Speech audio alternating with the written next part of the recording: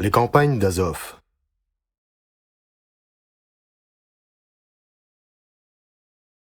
« 1696.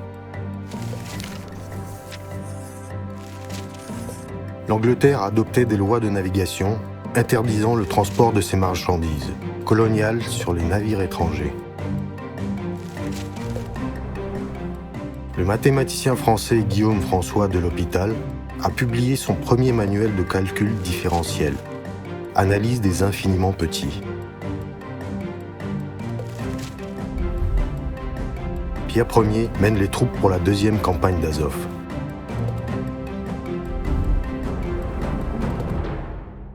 Début du mois de juin, Azov. Pierre a 24 ans. L'année dernière, il a reçu sa première difficile leçon de la vraie guerre.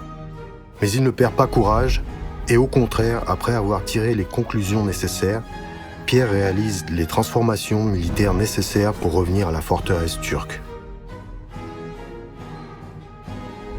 Pour priver l'ennemi de l'aide de la mer, une flotte a été construite dans les plus brefs délais.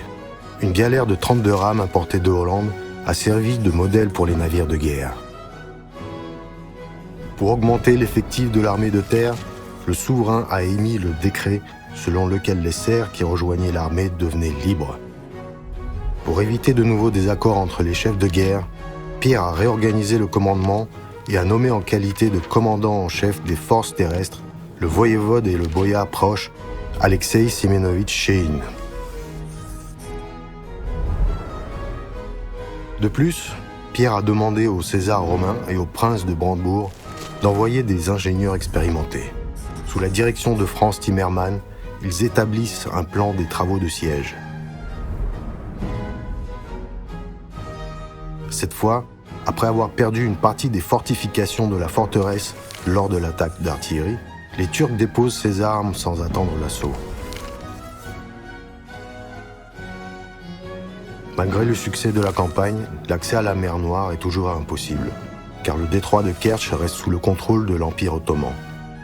Pour la possession d'Azov, il était nécessaire de renforcer la flotte. Pour cela, Pierre a besoin de spécialistes capables de construire des navires de mer modernes.